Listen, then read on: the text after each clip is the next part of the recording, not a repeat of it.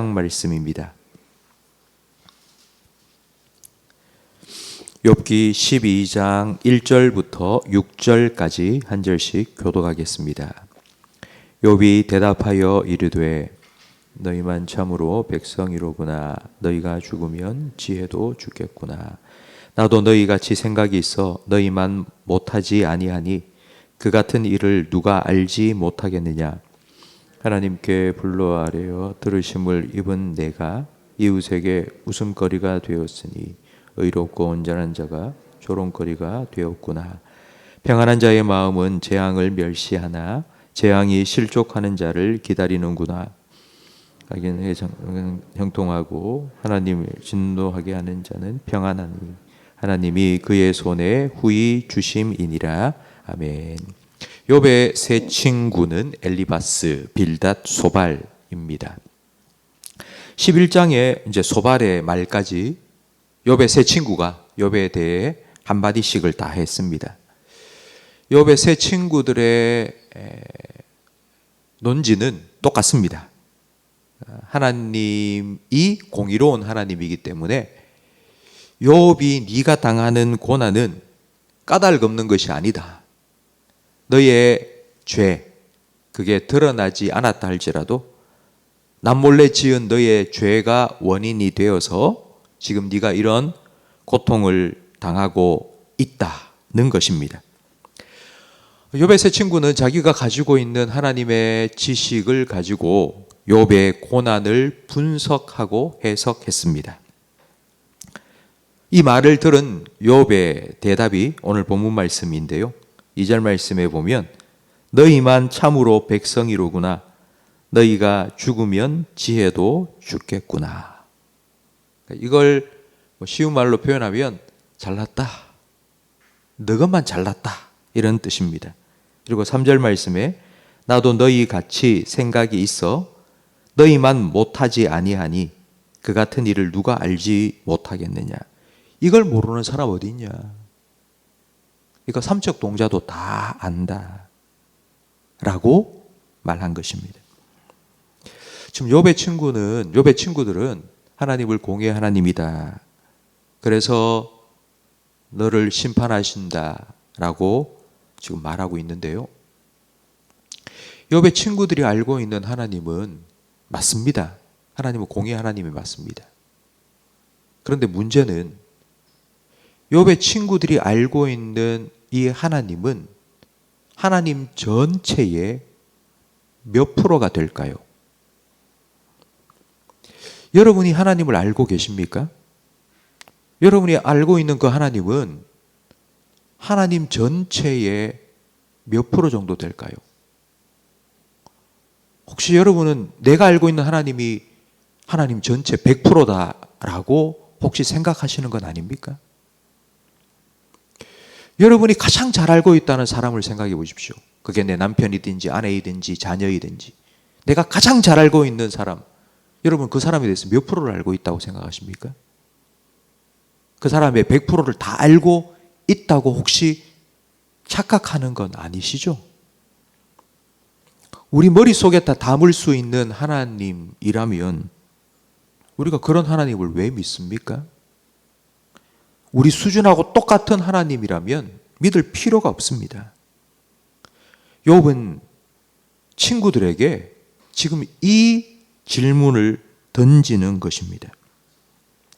4절 말씀에 하나님께 불러 아뢰어 들으심을 입은 내가, 그러니까 어제까지는 하나님이 내 기도를 응답해 주셨다는 겁니다. 그런데 오늘은 이웃에게 웃음거리가 되었으니 의롭고 온전한 자가 조롱거리가 되었다. 어제는 내 기도 응답해 주시다가 오늘은 나를 조롱거리가 되게 만드신 하나님. 하나님이 왜 이랬다 저랬다 하시는지 잘 모르겠다는 겁니다. 6절 말씀에 보면 강도의 장막은 형통하고, 그러니까 강도의 집안은 형통하고 하나님을 진노하게 하는 자 악인은 평안하니 하나님이 그의 손에 후히 주심이니라.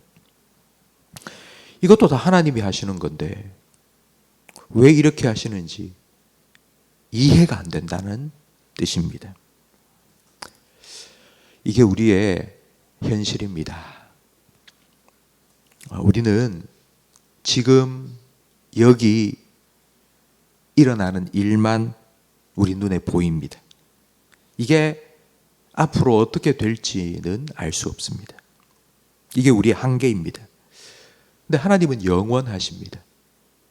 영원하시다는 말의 뜻은 시간과 공간에 제약을 받지 않는다는 의미입니다.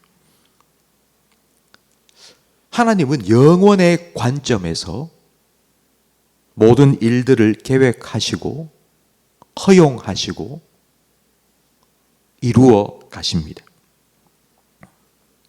우리 눈에 보이는 건 퍼즐의 한 조각일 뿐입니다. 1000피스짜리 퍼즐이 있는데 그 퍼즐의 한 조각만 우리가 들고 있습니다. 그런데 그 한 조각을 보고 1000피스짜리 퍼즐이 맞춰지면 전체로 나타나는 그림이 무엇인지를 알 수가 있다고 말한다면 그건 거짓말이든지 아니면 정신이 좀 이상한 겁니다. 오래전에 중국 윈난성에 단기 선교를 갔었습니다. 이제 공항에서 비행기 출발을 기다리고 있는데 몇 시간을 기다려도 탑승 수속을 하지 않았습니다. 근데 몇 시간 후에 안내 방송이 나오는데 비행기 기체에 결함이 있어서 비행기가 뜨지 못한다는 겁니다. 그래서 단기 선교 가뜩이나 짧은 그 일정이 다 하루씩 연기되었습니다. 몇 달 동안 만나서 기도로 준비했는데 왜 이런 일이 생겼을까요?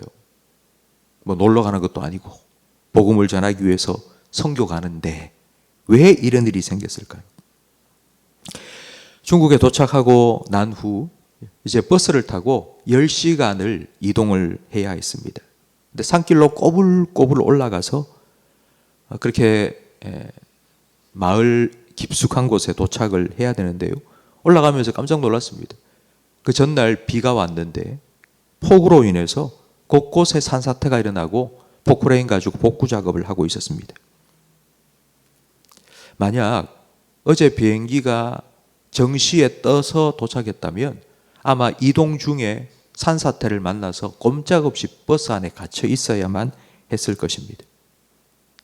근데 하나님께서는 편히 공항에서 시간을 보내도록 쉬도록 해 주신 거라는 걸 버스를 타고 가면서 다 깨닫게 된 거예요. 여러분, 우리는 지금 여기 우리 눈앞에 일어난 일만 봅니다. 그러면서 우리는 이렇게 생각하죠. 하나님 왜 이렇게 하시는지 모르겠다. 하나님 실수하시는 것 같다. 원망하고 불평합니다. 그 산쪽 마을에 도착했을 때 또 하나 깨달은 게 있습니다. 오랫동안 비가 오지 않았는데요. 전날 비가 엄청나게 왔기 때문에 그 산쪽 마을들은 빗물을 받아서 식수로 사용하는데 우리가 갔을 때도 비가 많이 왔기 때문에 넉넉하게 사용할 수 있었던 겁니다. 이게 하나님께서 일하시는 방식입니다. 우리 눈에는 세상이 너무 모순투성인 것 같습니다. 불합리한 것 같습니다. 하나님께서 안 계시는 것 같고 하나님이 계신다면 이런 일이 일어나면 안 될 것 같다고. 근데 여러분, 하나님께서는 이 모든 일들을 계획하시고 허용하시고 주관하십니다. 하나님은 하나님의 하나님 되심을 나타내 보이실 것입니다. 이게 하나님의 지혜요 권능입니다. 우리가 믿는 하나님은 이런 하나님입니다. 욥과 욥의 친구들은 다 자기 관점으로 생각합니다. 네가 왜 고통받는지를 아니? 나는 아무 죄가 없는데 이런 고통을 받는 것 같아. 다 자기 입장에서 자기 나름대로 자기 생각만 가지고 얘기를 하니 싸움이 날 수밖에 없죠. 성도 여러분, 하나님의 관점으로 보십시오. 영혼의 관점으로 보십시오. 이게 뭐 특별하고 어려운 말이 아닙니다. 이런 말 들어보셨습니까? 내가 하는 말 한마디가 내 입술에 나오는 3초의 말이 상대방의 마음에는 30년 동안 남는다. 이런 얘기 들어보셨잖아요. 영혼의 관점으로 생각한다는 것이 바로 이런 의미입니다. 오늘 내가 살아가면서 내가 하는 말 한마디가 영원히 남는다면, 오늘 내가 살아가면서 하는 행동 하나가 영원히 남는다면, 과연 우리는 어떻게 말하고 어떻게 살아갈까요? 우리는 기도하면서 이런 기도를 많이 하죠. 하나님의 뜻이 이루어지게 해달라고.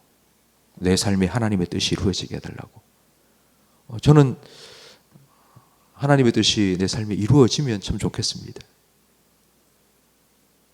그럼 하나님의 뜻이 무엇인지를 우리가 알아야 되겠죠.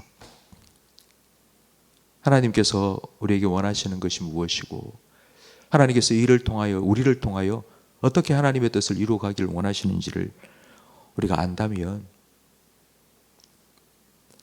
우리는 영혼의 관점에서 오늘 하루를 살아갈 수 있을 것입니다. 성도 여러분, 저는 하나님의 뜻이 여러분의 삶 가운데 이루어지기를 바랍니다. 그냥 그게 수동적으로 그냥 나는 막 원망하고 불평하는데 돌아보니 하나님의 뜻이 이루어졌더라가 아니라, 그 하나님의 뜻을 이루어가는데 우리가 기쁨으로 참여하고 동참하고 그렇게 쓰임받는 그런 우리의 인생이 되기를 간절히 바랍니다. 여러분, 영원의 관점에서, 하나님의 관점에서 나의 삶을 볼 수 있는 그런 믿음의 눈이 열리시기를 바랍니다. 지금 내 앞에 일어나고 있는 여러 가지 일들 때문에 일희일비하지 말고 하나님의 뜻이 온전히 나를 통해 이루어지고 있다는 것을 여러분 믿고 조금만 묵묵히 잠잠히 참고 기다리면서 하나님을 바라보시고, 그런 우리의 삶을 통해서 하나님의 뜻이 이루어지는 그때에 그냥 입술로만 하나님의 뜻이 이루어졌다, 이거 하나님의 뜻이구나, 아 그래 됐구나가 아니라, 아 하나님 참 감사합니다, 그렇게 하나님께서 일하셨군요 라고 기쁨으로 감사할 수 있는 저와 우리 모든 성도님이 될 수 있기를 주님 이름으로 축복합니다. 기도하겠습니다. 내 생각은 너희 생각과 다르고 내 길은 너희 길보다 더 높다고 말씀하신 하나님 아버지,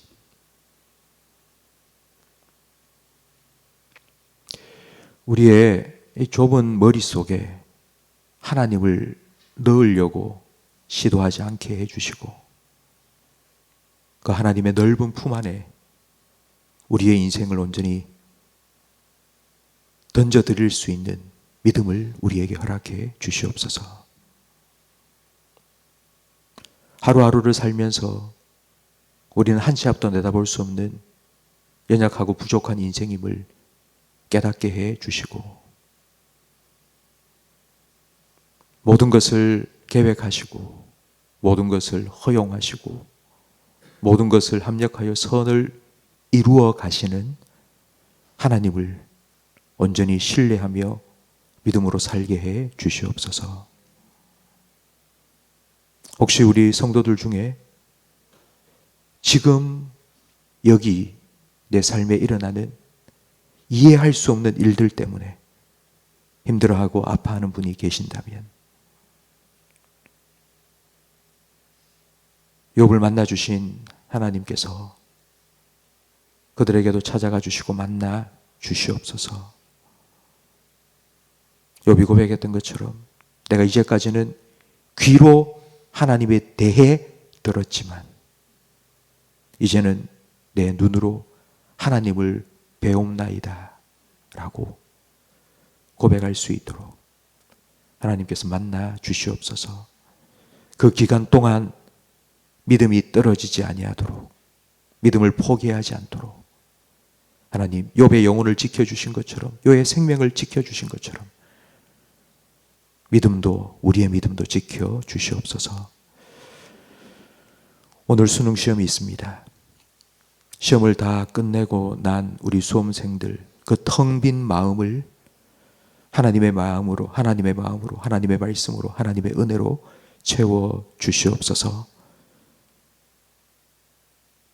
이 땅에 수많은 수험생들 중에 시험을 못 쳤다고, 성적이 제대로 나오지 않았다고 낙심하고 잘못된 선택을 하는 학생이 한 명도 생기지 않도록 하나님께서 그들의 영혼을 지켜 주시옵소서. 어떤 결과로든지 하나님께 온전히 맡겨드리고 하나님께서 내 삶의 주관자 되신다는 사실을 인정하며 믿음의 한 단계 업그레이드가 일어날 수 있도록 하나님께서 우리 교회의 시험 치는 수험생들의 마음을 주장하여 주시옵소서. 예수님 이름으로 기도합니다.